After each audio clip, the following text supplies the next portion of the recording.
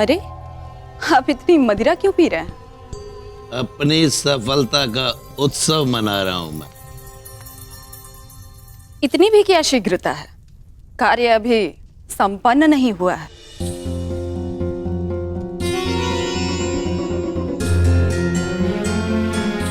मेरे प्यारे भोली जीवन संगिनी, और ये विष युक्त भोजन करने के पश्चात अतिथिगण गहन निद्रा में सो जाएंगे। ऐसी निद्रा जो फिर कभी नहीं टूटेगी। और फिर मुखाग्नि दी जाएगी जो पांडवों को उनकी माता के साथ लील जाएगी। सब कुछ भस्म हो जाएगा।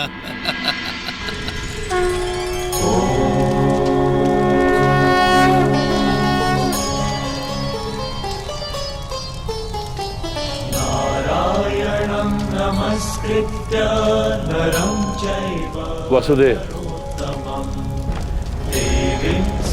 हमें आप पर पूर्ण विश्वास है।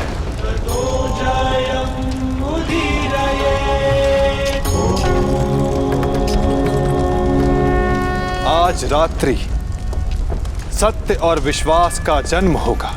छल और कपट का नाश होगा। आज रात मेरा प्रयोजन अवश्य सिद्ध होगा।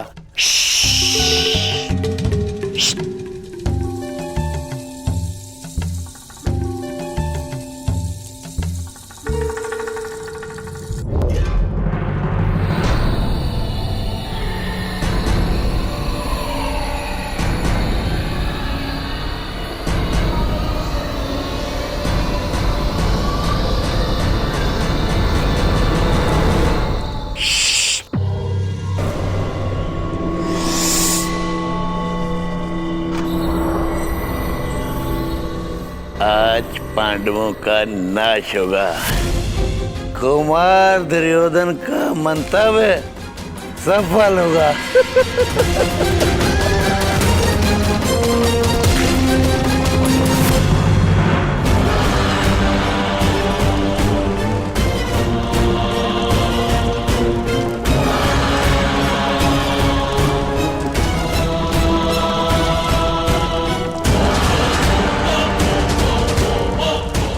मुखाग्नि प्रस्तुत है।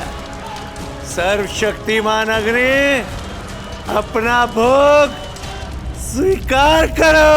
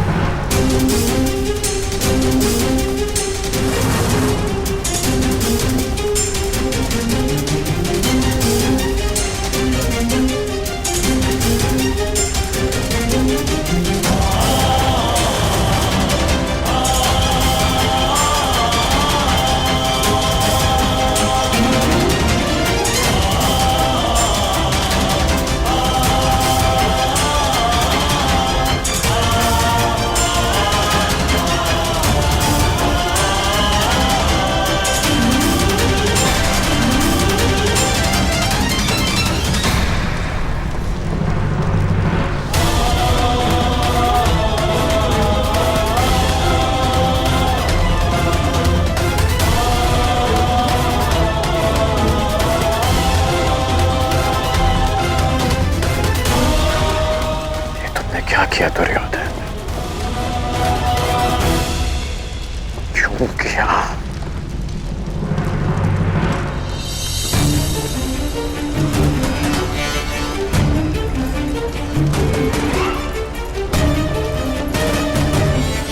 यदि नियति का अर्थ न्याय है तो यह अन्याय क्यों? विश्व के श्रेष्ठ योद्धाओं का ये अंत क्यों?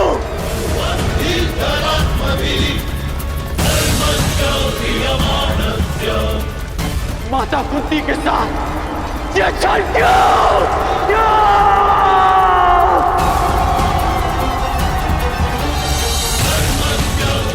क्या छल कपट की अग्नि कथा इतना अधिक है कि वो न्याय को भस्म कर दे? आप तो सब जानते थे ना नटवर, फिर क्यों घृणा की अग्नि को ये विनाश करने दिया? बताइए क्या? विलाप ना करो कर्ण। अग्नि केवल भस्म नहीं करती, विनाश नहीं करती, अग्नि सृजन भी करती है। संसार जब घृणा और कपट में झूलता है तो अग्नि उसे पवित्र भी करती है, और वही पवित्र पुनीत अग्नि आज उत्पन्न हुई है। समय आ गया है पाप के नाश का, कपट के विनाश का।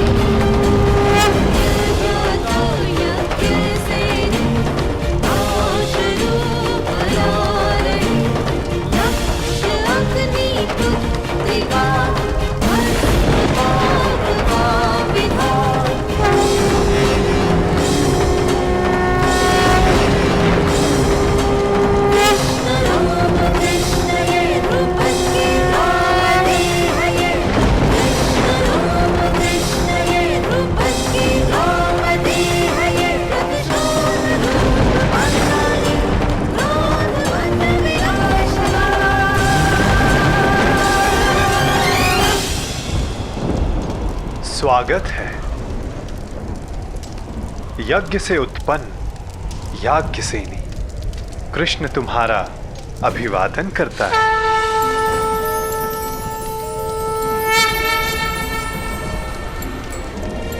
द्रुपद पुत्री द्रौपदी, कुमारी चापि पांचाली वेदी मध्या समुत्थिता सुहागा दर्शनीयांगी स्वासिताया तलोचना।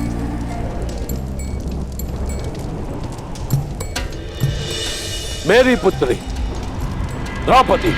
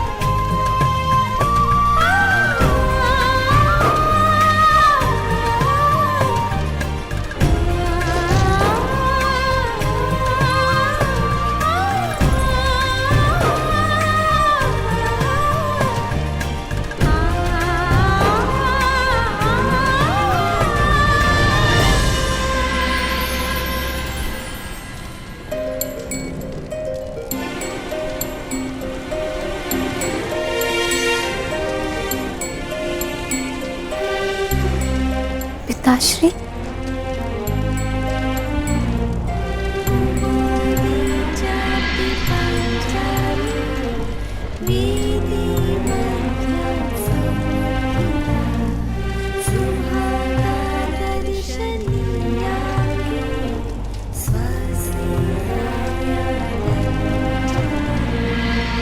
पुत्री,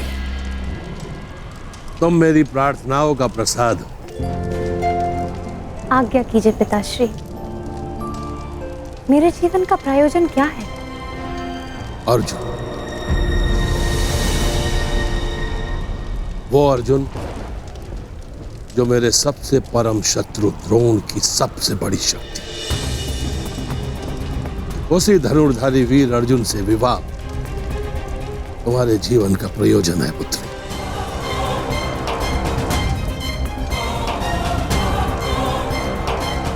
ताकि मेरा घोर शत्रु द्रोण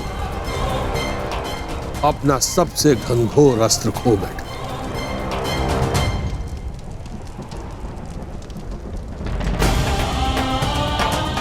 अर्जुन,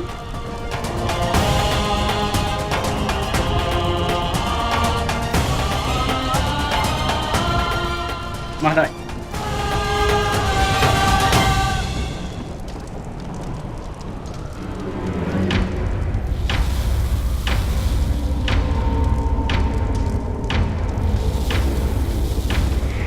क्या अर्जुन?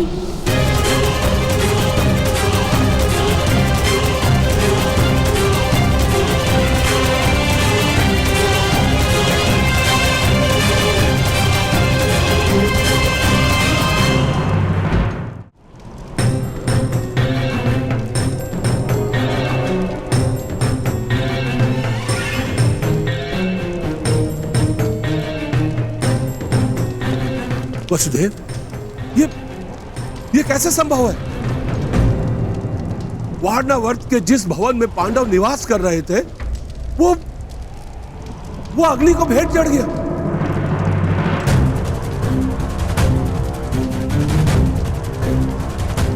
पांचों पांडव और उनकी माता काल के ग्रास में समा गए।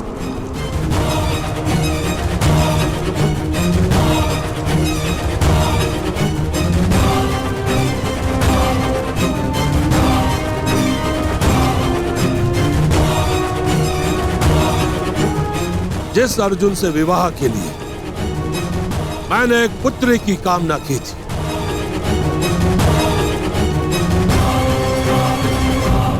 जब वो अर्जुन ही नहीं रहा तो मुझे इस पुत्री की कोई आवश्यकता नहीं।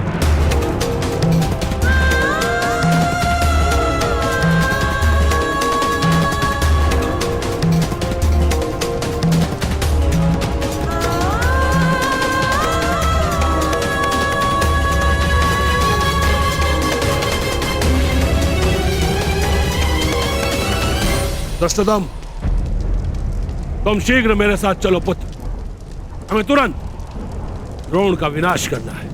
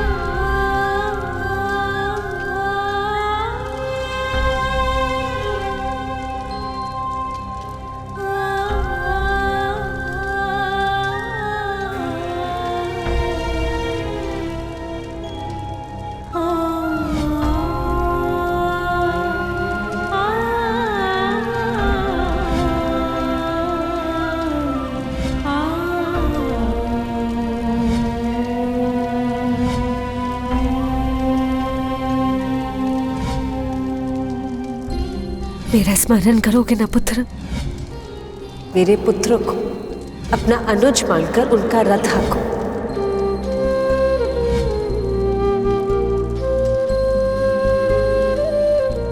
मेरे पुत्र को तुम्हारे सहायता की आवश्यकता है। ऐसा प्रतीत हो रहा है कि रक्त के संबंध से भी अधिक गहन संबंध है तुम्हारे साथ।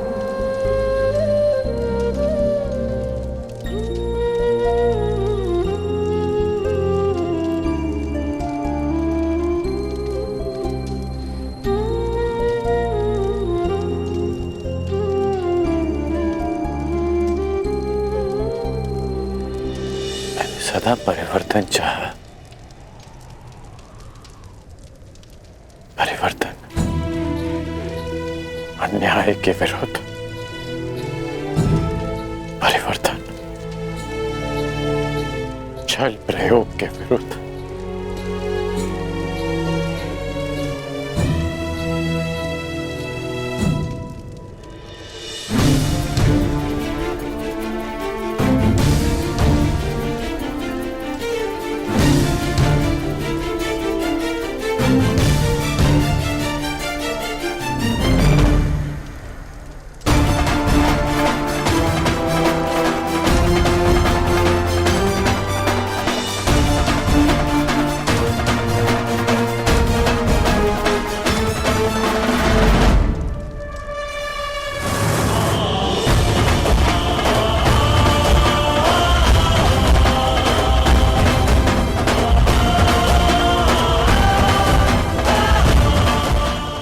के हत्यारे को इस पाप का मूल्य अवश्य चुकाना होगा। इस षड्यंत्र के सूत्रधार को अवश्य दंड मिलेगा और वो दंड मैं दूंगा, मैं दूंगा, मैं दूंगा।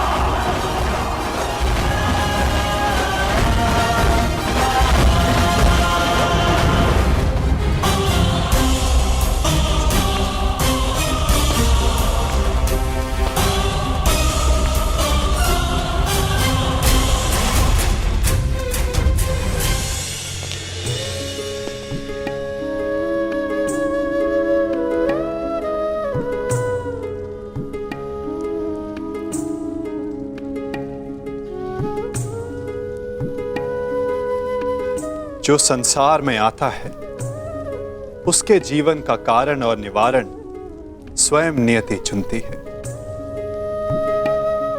तुम्हारे जीवन का लक्ष्य मात्र अर्जुन से विवाह करना नहीं है, परंतु उससे बहुत ऊंचा है। तुम्हें तो इतिहास की धारा का मार्ग बदलना, एक महान शांति का कारण बनना है। तुम अग्नि से उत्पन्न हुई, अग्नि से जन्मी हो, परंतु कोई और भी है जिन्हें अग्नि छू भी नहीं पाई।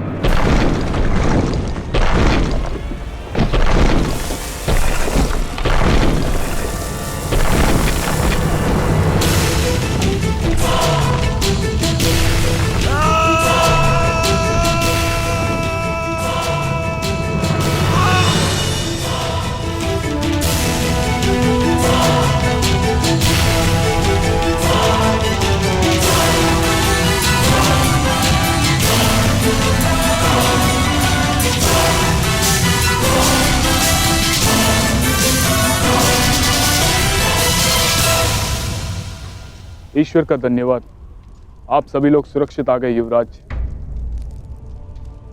सुरक्षित तो हम तभी हो गए थे जब काका श्री विदुर ने हमें षड्यंत्र के बारे में बता दिया था। विदुर काका श्री ने मलेच्छ भाषा में संदेश भेजा है कि एक लाक्ष्य ग्रह है, इसका निर्माण लाख घी और लकड़ियों से किया गया है। ये हमें भस्म करने के लिए बनाया गया है। हमें यहां से बच निकलने की योजना बनानी होगी। तो रोचन ने आज रात्रि हमें भोज का निमंत्रण दिया है। इसका तात्पर्य समझते हो? हमें विषयुक्त भोजन कराना चाहता है ताकि हम यहां से बचकर ना निकल सके। तो रोचन आ रहा है। भोजन के पश्चात किस किस को क्या क्या करना है, योजना स्मरण रखना। सुलोचन की भारिया अपने 5 पुत्रों के साथ यहाँ उपस्थित है। आज भोजन के समय आपको अपना एक आभूषण सुलोचन की भारिया को भेंट देना होगा। न जाने अब भरपेट भोजन फिर कब करने को मिलेगा। आज पांडवों का नाश होगा। कुमार दुर्योधन का मंतव्य सफल होगा। सब ठीक है ना? बालक सुरक्षित है ना? नहीं, तनिक आंख लग गई, बालक भवन में ही सो रहा है। मूर्ख! शीघ्रता करो, ये लाक्षाग्रह है, क्षण भर में भस्म हो जाएगा।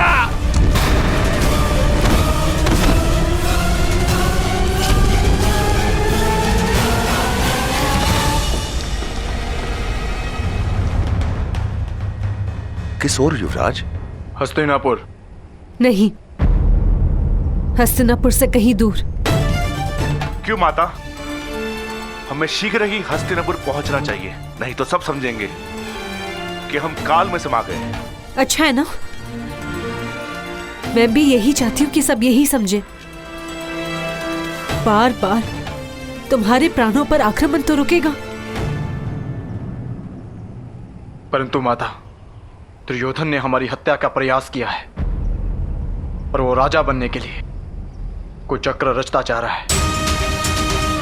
हमें उससे प्रतिकार लेना ही होगा। उसके प्रतिकार के पश्चात वो फिर तुम पर प्रहार करेगा। मेरे पुत्र राजा ना बने, ये मुझे स्वीकार है, परंतु तुम्हारे प्राण की हानि नहीं। हमें वन जीवन का अभ्यास है ना, हम वही रह लेंगे। तुम 5 भाइयों में प्रेम बना रहेगा, किसी की घृणा, किसी का विद्वेष नहीं।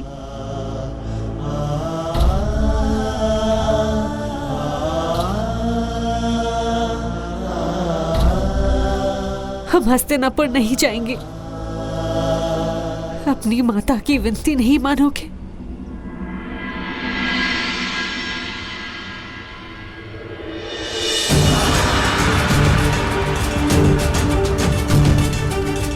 माता विनती नहीं, आदेश करती है माता श्री। हस्तिनापुर तो क्या, आपकी प्रसन्नता के लिए संसार भर का राज्य त्याग सकते हैं हम हस्तिनापुर नहीं जाएंगे।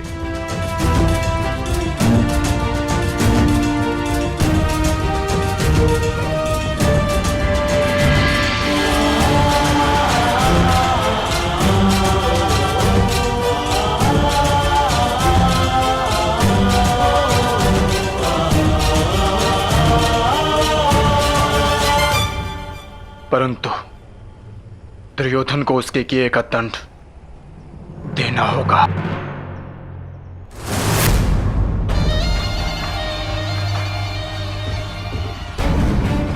आनंद आ गया,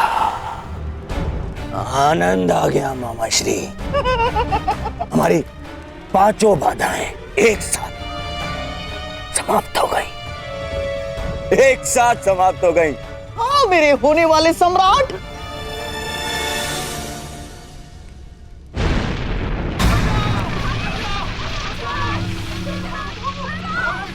मामा श्री कोलाहल कैसा?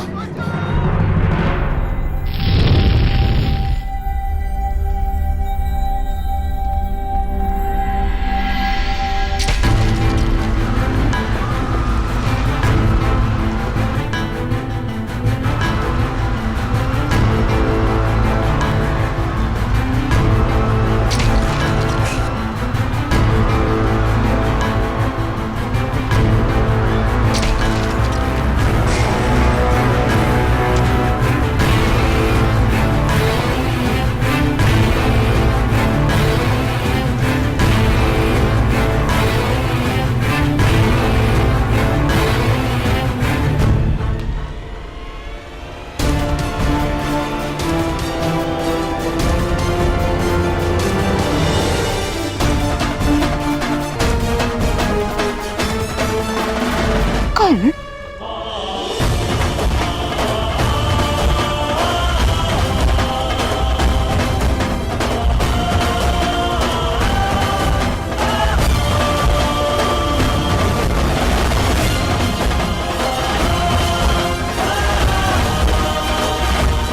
क्या क्या कर रहे हो? एक अग्नि तुमने लगाई और एक मैंने।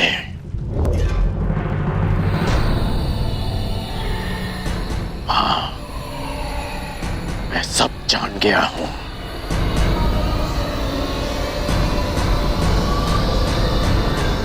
अब क्या करोगे? मुझे भी जला दोगे जैसे पांडवों और कुंती माता को जला दिया?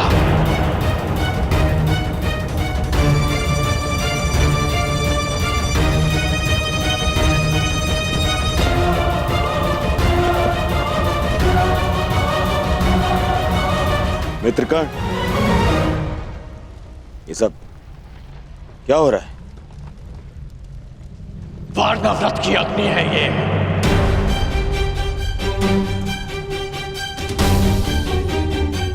जो हस्तिनापुर तक आ पहुंची।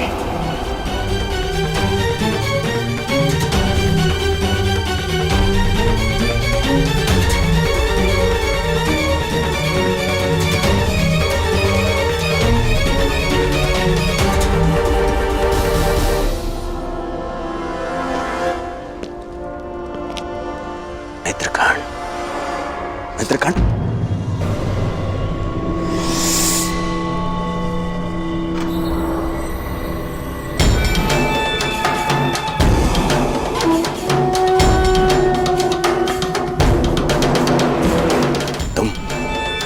कारण ही क्रोधित हो रहे हो मित्र।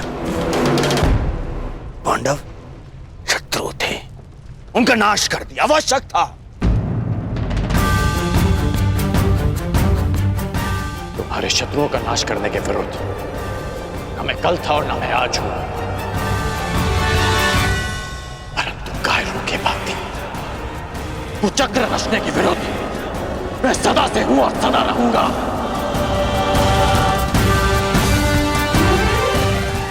क्या तुम्हें अपने मित्र के शस्त्र बल पर बिल्कुल विश्वास नहीं था?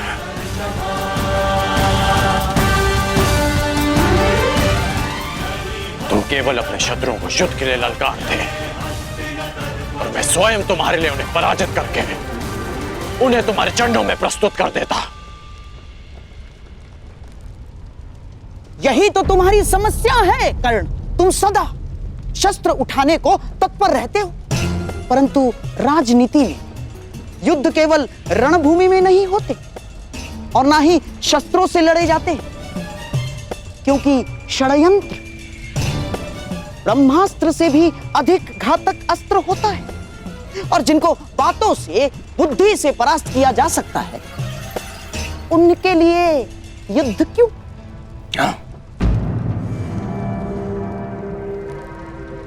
तुम अब भी नहीं समझ पा रहे हो?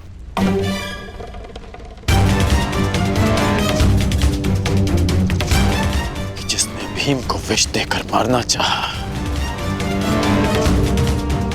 वो अब तुम्हारे मन में विष घोल रहा है।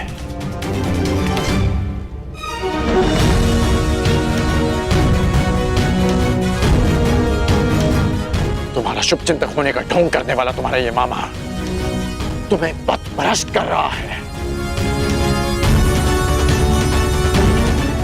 इसकी चाल में मत फंसना मित्र। बस कर।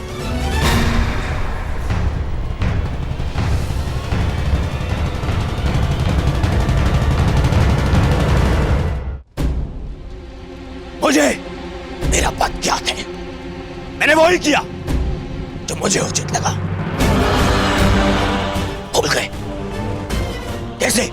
उन पांडवों के कारण मुझे ही नहीं तुम्हें भी कितना मान सहना पड़ा था कर्ण।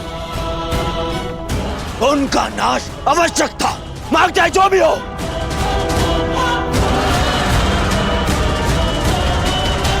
और माता कुंती का अंत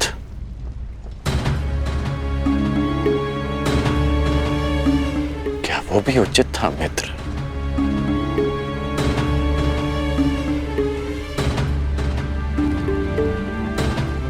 स्त्री, बालक और निशस्त्र शत्रुओं पर प्रहार करना, क्या यह भी एक योद्धा का धर्म होता है? बताओ मित्र, बताओ।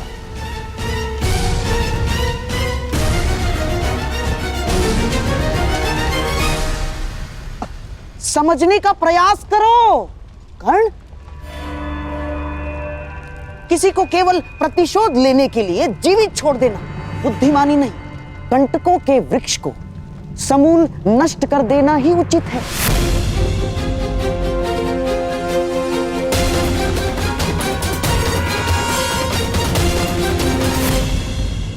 ठीक कहा आपने।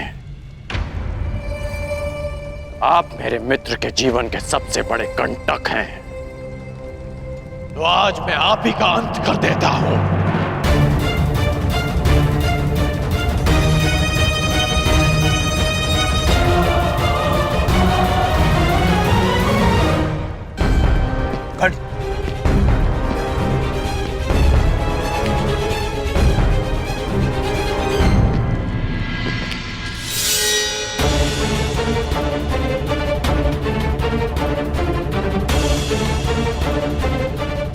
आपने एक योद्धा को षड्यंत्र रचना सिखाया और आज मैं आपको सिखाऊंगा कि एक सच्चा योद्धा युद्ध कैसे करता है।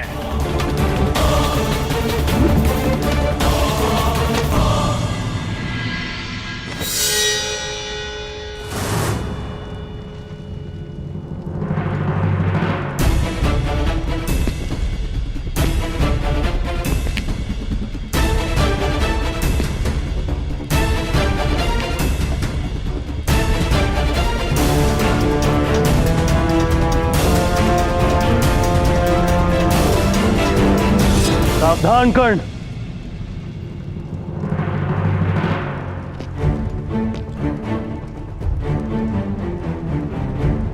अपनी सीमा में रहो, मत भूलो कि तुम्हें राजा किसने बनाया है। ये मत भूलो कि तुम किससे बात कर रहे हो। मैं उससे बात कर रहा हूं जिसके पास ना क्षत्रिय का साहस है और ना ही राजा की मर्यादा। कर्ण!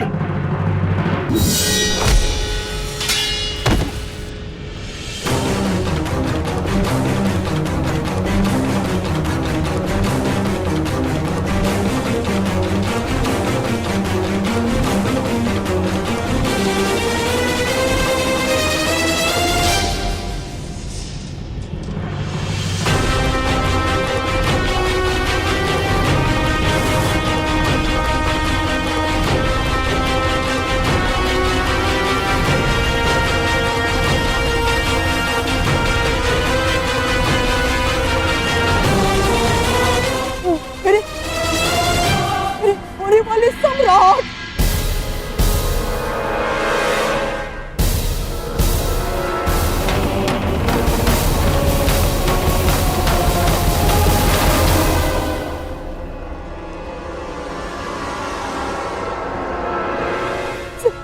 सम्राट!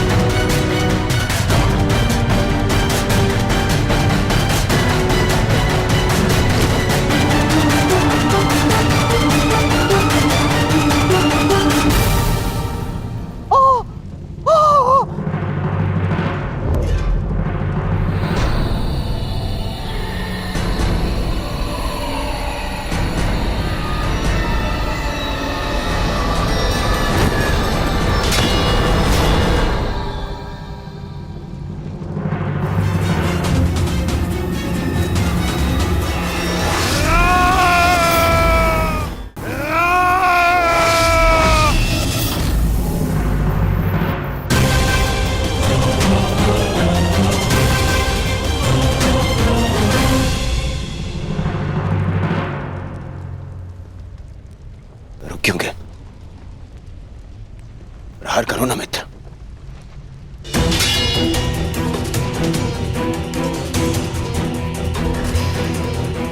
मैंने वचन लिया था कि मैं सदा तुम्हारा साथ दूंगा, परंतु कुचक्र में नहीं, षड्यंत्र में नहीं।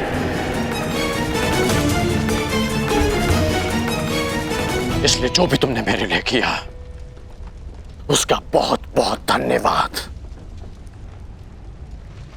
परंतु आज मैं अंगराज का पद त्यागता हूं, त्यागता हूं, त्यागता हूं, त्यागता हूं, त्यागता हूं। और तुम्हें भी। पांडवों का अंत जिस प्रकार से हुआ उसकी पीड़ा सदैव रहेगी,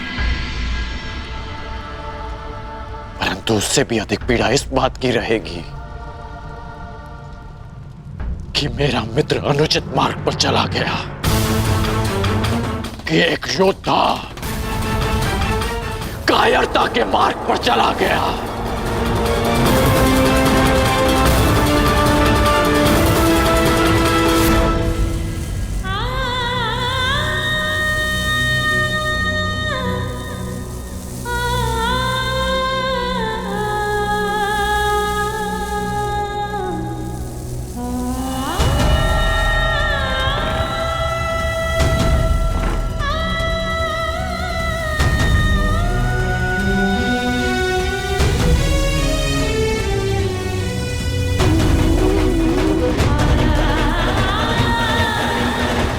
जिस अर्जुन से विवाह के लिए मैंने एक पुत्री की कामना की थी, जब वो अर्जुन ही नहीं रहा तो मुझे इस पुत्री की कोई आवश्यकता नहीं।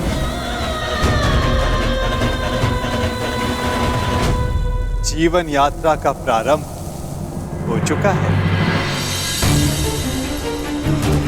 यात्री चलेगा तो कहीं ना कहीं अवश्य पहुंच जाएगा।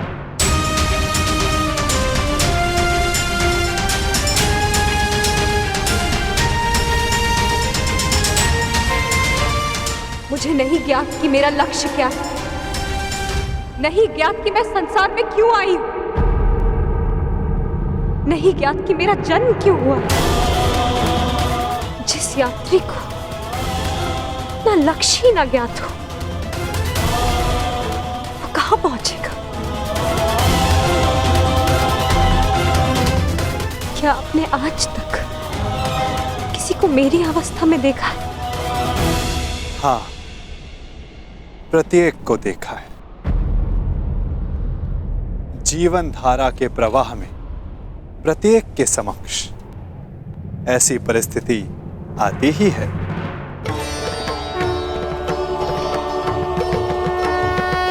मैं तो ये भी नहीं जानती कि जो इस समय मुझसे बात कर रहा है वो कौन है। मनुष्य का परिचय उसके कर्म होते हैं या किसी नहीं। नाम तो उसके स्थान, उसके वंश, उसके रूप के अनुसार रख दिए जाते हैं, परंतु तुम्हारी उत्सुकता को शांत करना भी आवश्यक है। तुम द्रुपद की द्रौपदी हो तो मैं वसुदेव का वासुदेव हूं। यदि शामल होने के कारण तुम कृष्णा हो तो मैं कृष्ण हूं। परंतु यदि इस समय कुछ सबसे अधिक महत्वपूर्ण है तो ये कि तुम चिंतित हो और मैं तुम्हारा शुभ चिंतक हूं। आपसे वार्तालाप करने का मेरे पास कोई कारण तो नहीं है, परंतु आपसे बात करके अच्छा लगता है। आपसे वार्तालाप करके मन को एक विचित्र शांति तो मिलती है, परंतु मन में आए प्रश्नों का उत्तर नहीं। और क्या प्रश्न है जिनका तुम्हें उत्तर चाहिए कृष्णा? एक ही तो प्रश्न है, मेरे जन्म का उद्देश्य क्या है, मेरे जीवन का लक्ष्य क्या है? प्रणाम द्वारकाधीश। महाराज द्रुपद और कुमार दृष्टद्युम्न आपके निवेदन पर अग्निकुंड के स्थल पर आपकी प्रतीक्षा कर रहे हैं। उन्हें कहो मैं आ रहा हूं। मेरे प्रश्न का उत्तर दिए बिना जा रहे हैं वासुदेव। इस समय किसी और की शंका का निवारण करना अधिक आवश्यक है पांचाली।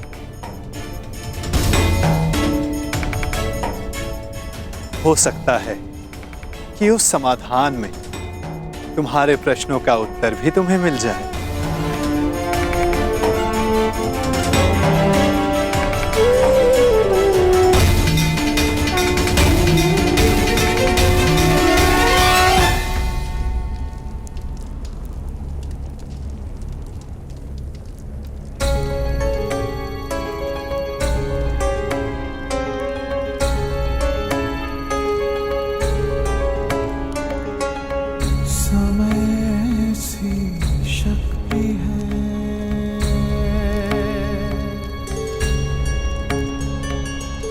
सभी समय से हारे, राजा हो या रंक सभी बनते रहे बेचारे। समय बड़ा महान है इस जग में, समय बड़ा महान,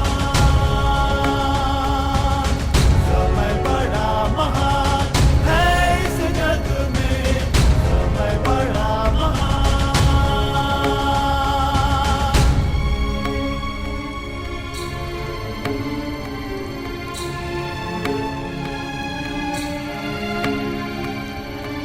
माया का धुआं फैलाए, भ्रम के जाल बिछाए, मन में घृणा द्वेष भरे, फिर अपनों को लड़वाए।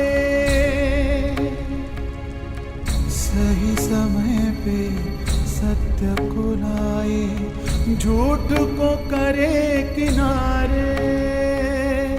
राजा हो या रंक सभी बनते रहे बेचारे। समय बड़ा महान है इस जग में, समय बड़ा महान, समय बड़ा महान है इस जग में, समय बड़ा महान।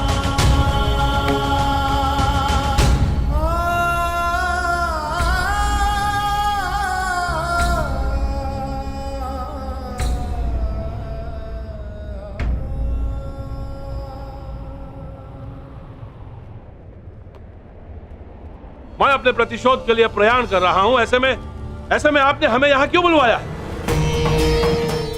एक परीक्षण के लिए, एक प्रयोग के लिए।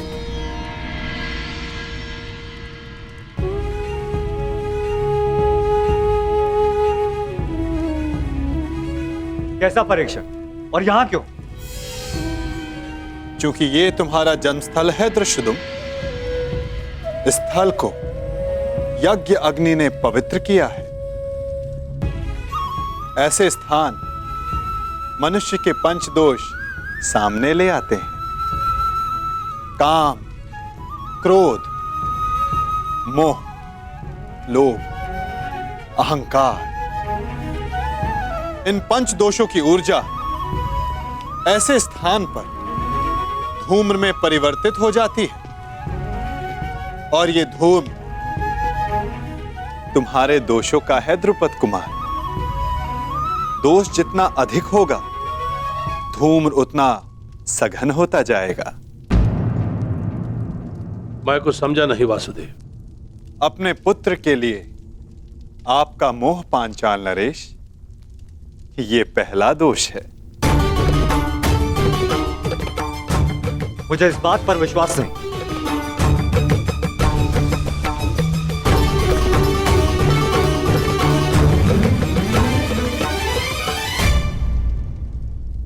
धूम्र बढ़ गया ना, चूंकि दूसरा दोष समक्ष आ गया, मद। इन सब बातों का मंतव्य क्या है वासुदेव? क्या आप हमें हस्तिनापुर पर आक्रमण करने से रोकना चाहते हैं? नहीं, इसके विपरीत मैं तो इस आक्रमण में आपका साथ देना चाहता हूं पांचाल नरेश।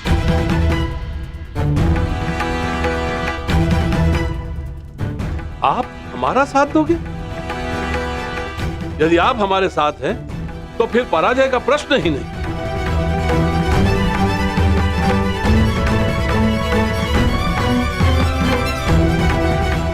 लोभ, तीसरा दोष। परंतु मैंने जो कहा, मेरा मंतव्य वही है पांचाल नरेश। मैं इस आक्रमण में आपके साथ रहूंगा, परंतु उससे पूर्व दृष्टद्युम्न को मुझ पर एक प्रहार करना होगा।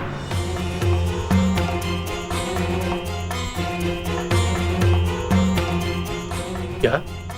हाँ, मात्र एक प्रहार। मुझे यह जांचना है कि इस युद्ध में जिसका सहभागी बनने जा रहा हूं, क्या वो मेरे साथ का पात्र है भी या नहीं। परखना चाहता हूं कि ये महायोद्धा द्रोणाचार्य का वध करने में सक्षम है भी या नहीं।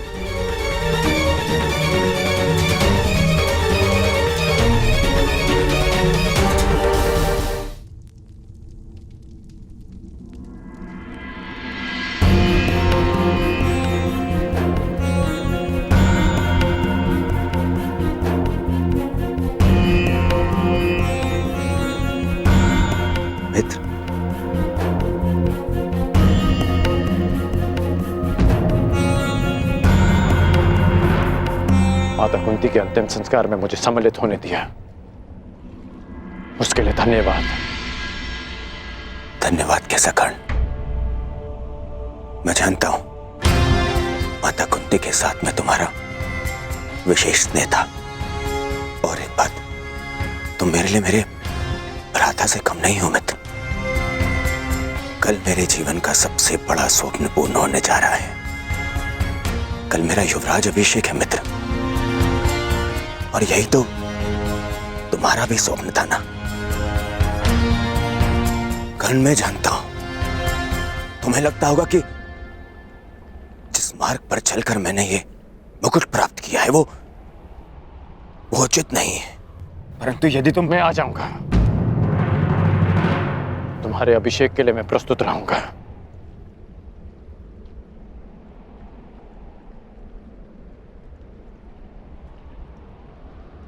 तुम्हें मित्र माना है, और कल राजसभा में उपस्थित रहकर मैं अपने मित्र होने का कर्तव्य अवश्य निभाऊंगा।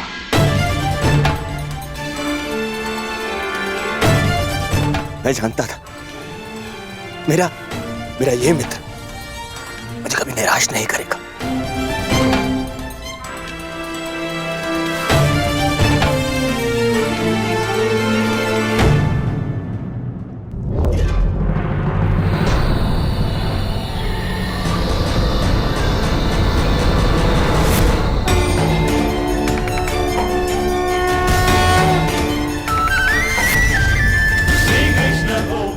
अहंकार एक और दोष। क्या हुआ दृष्टद्युम्न? आगे बढ़ो, प्रहार करो।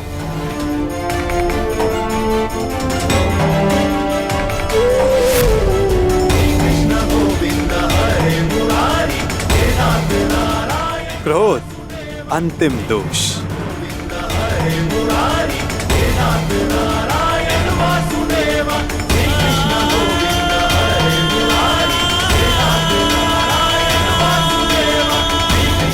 वासुदेव, मैं आपका मंतव्य समझ गया। मेरा पुत्र अभी द्रोण से युद्ध करने के लिए तैयार नहीं है। अब ये माया समाप्त कीजिए वासुदेव।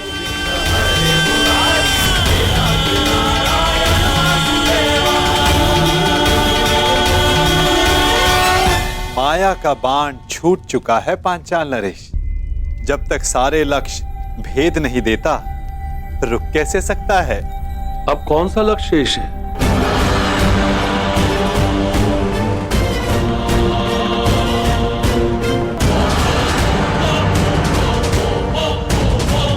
नहीं, रुको पुत्र।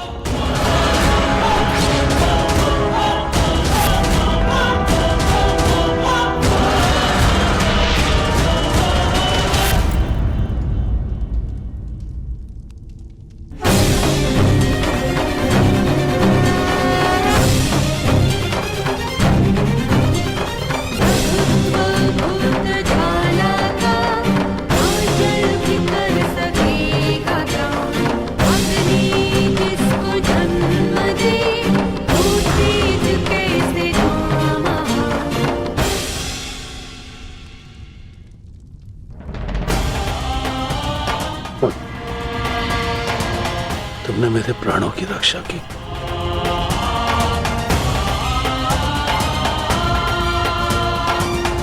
पश्चाताप, भूल का पश्चाताप पांचाल नरेश।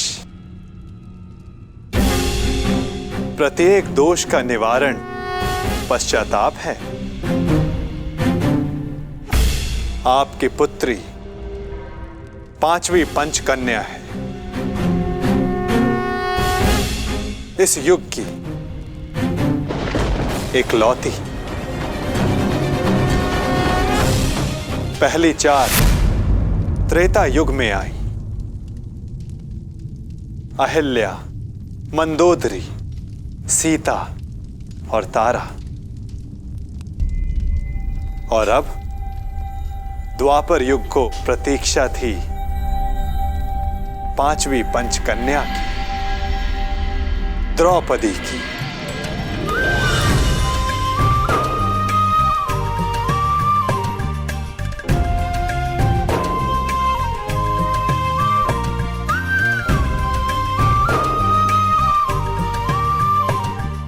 अब तुम्हारे प्रश्नों का उत्तर देने का समय आ गया है पांचाली।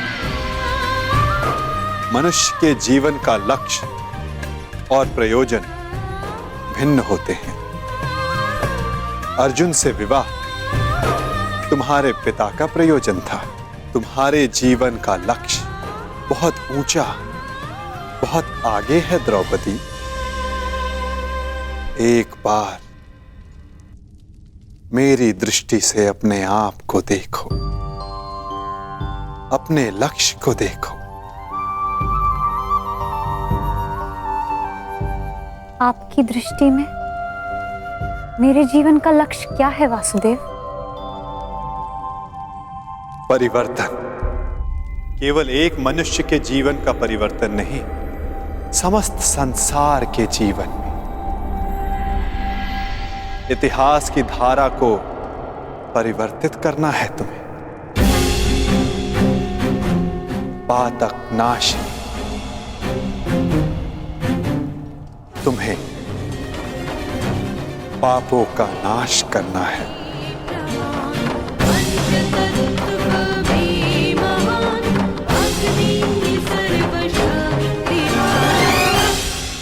आपने मेरी आंखें खोल दी केशव।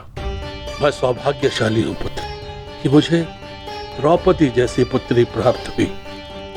वासुदेव, अब आप ही मेरा मार्गदर्शन कीजिए और मुझे बताइए मुझे आगे क्या करना है।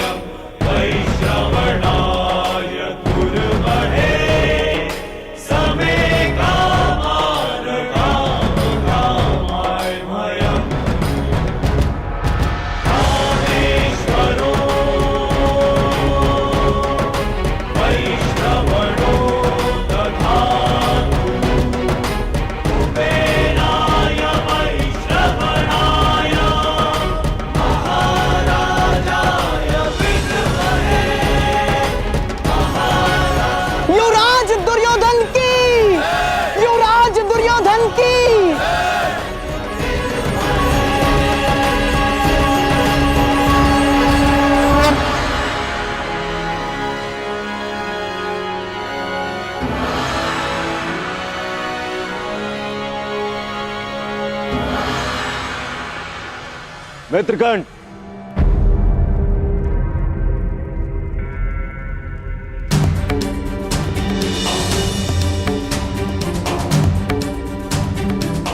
आज मैं बहुत प्रसन्न हूं मित्र,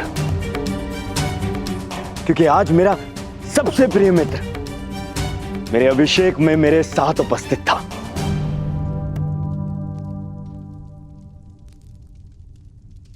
मैं यहाँ आया क्योंकि एक मित्र के अभिषेक में उपस्थित होना मेरा कर्तव्य था। तुम्हारा मित्र तुम्हें युवराज बने देखना चाहता था और उसकी अभिलाषा पूरी हुई, और हमारे साथ की अवधि भी। मैं सदा के लिए तुम्हारा साथ छोड़कर जा रहा हूं।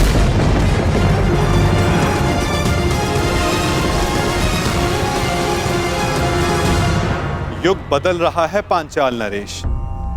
समय की धारा ऐसी मोड़ पर आ गई है जहां परिवर्तन का प्रारंभ होगा। शीघ्र ही इतिहास करवट लेगा। समय चक्र की अंगड़ाई सृष्टि को झंझोर देगी, पंचदोष बढ़ेंगे, और ये सब होगा एक महान शांति के लिए, संसार के कल्याण के लिए, संसार की भलाई के लिए। और इस दिशा में प्रथम सोपान होगा पांचाली का स्वयंवर।